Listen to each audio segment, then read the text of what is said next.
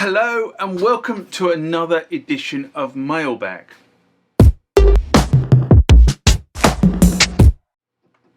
What is Mailbag? Well, Mailbag is a feature of the channel where you guys leave lots of comments on the channel and I attempt to answer those comments, or if I can't answer those comments, I throw it out to you guys who have more knowledge on some of this stuff than I do. So let's get into the first mailbag of this session. Remember, like, comment, subscribe to the channel. Go over to Instagram and follow me there. Go over to Facebook, follow me there. That's where the normal notices are. And consider becoming a Patreon.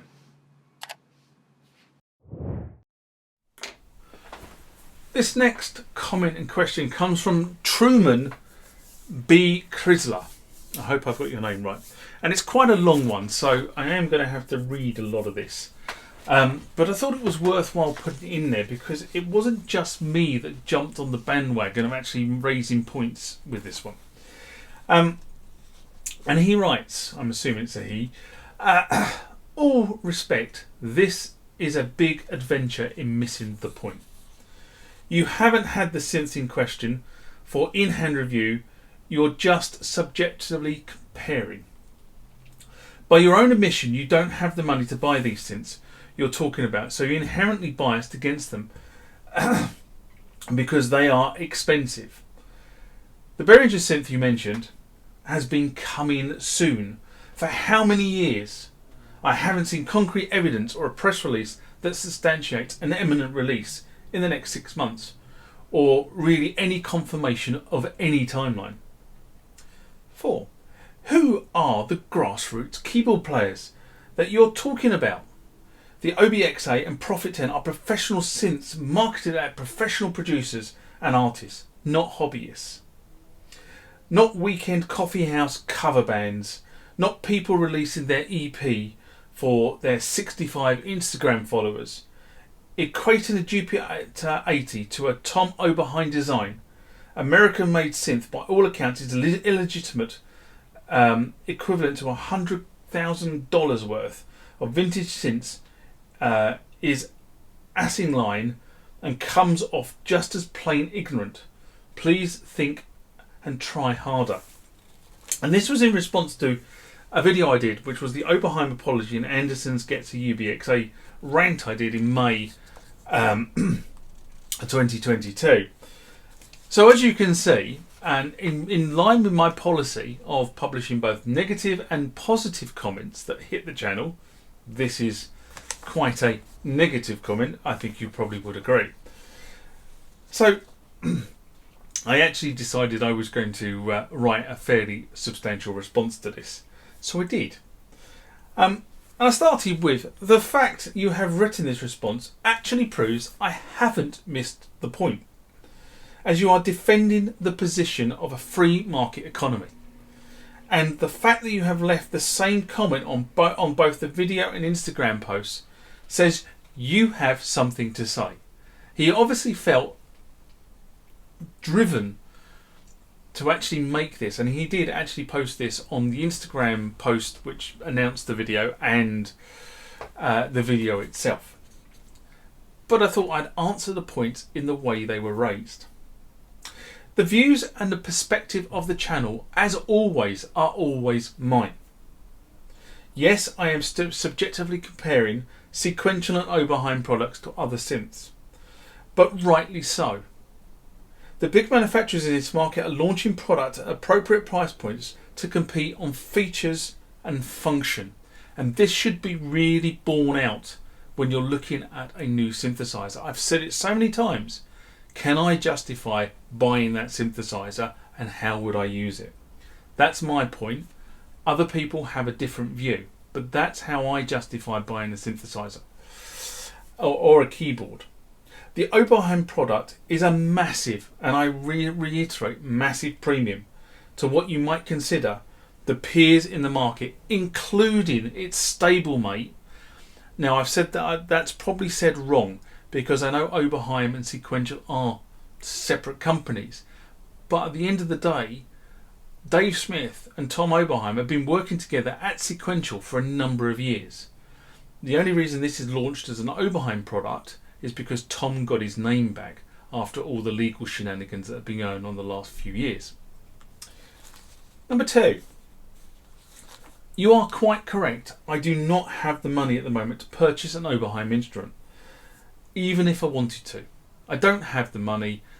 I'm still recovering from what happened in my personal life and the amount of money I've had to spend to sort that out. But this is really a temporary cash flow issue for me. It is. It's starting. I'm recording this now, January 2023, and my cash flow position has improved considerably to where it was when I wrote this reply. Once my cash flow situation stabilises, I will be able to purchase this synth in cash. Okay? I've made that statement. If I wanted to go and buy this today, I could. I have the money in the bank to go and do it. I'm not. This has nothing to do with my bias towards this synth. Even if I had the money, I would not. I would buy this synth at a would I buy this synth at a premium? I wouldn't. I have spoken to many people in the community. People I know who are what I would class as grade 1 professional musicians, and even some of them turn around and say, would they drop $5,000 on this particular instrument? And a couple of them said yes. You know, be fair, a couple of them said yes, but most of them have said no. They have better ways to spend $5K on instruments. You, as in the commenter, may have the kind of money in your back pocket, but most musicians I know, and the people I would class as professional musicians I know, do not have that sort of money lying around to put into this sort of instrument. This is a big commitment for them, especially at the point of writing this, which was 2022. A lot of these guys are just starting to work again following 2 years of doing pretty much nothing because the industry stopped. The recording industry almost stopped, and the live industry hasn't. Here we are, 2023, when I'm recording this, and the live industry is just about starting to get going again in terms of not the big stuff, but I'm talking about sort of more of the grassroots stuff. I'm talking about the people who would sell out the likes of G2 at Guildford or the Indigo at O2.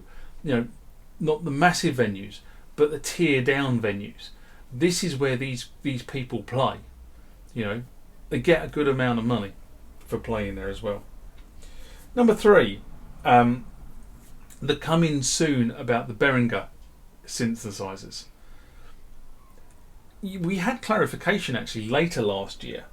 I did say in the reply, let's see what happens, but we actually had clarification from somebody at Behringer, and that was then backed up by Yuri himself, who said Behringer's policy is to tease the market to see if there's interest, and if there is sufficient interest they will take the concept forward, as opposed to some of the other big boys who what they do is don't tell you something's coming until it's almost released. So what Behringer said is, we've got this, we're working on these things, are they of interest to you, the musician community? If we then say yes, we're interested in it, they then do a market appraisal, work out how many units they could actually build, and they do it.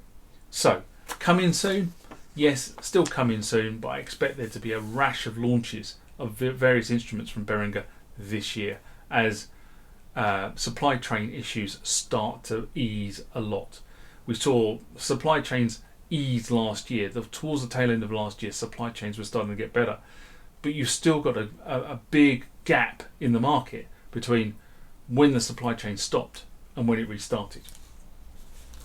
Now, he refers to me referring to the hobbyist when I talk about sort of hobbyist or bedroom producers.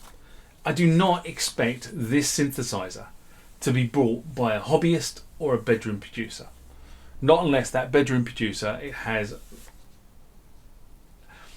his eyes on Grandiosa or her eyes on Grandiosa. It's not aimed at that. When I'm talking about grassroots musicians, I get that these are professional products, but I actually find being referred to as ignorant slightly offensive.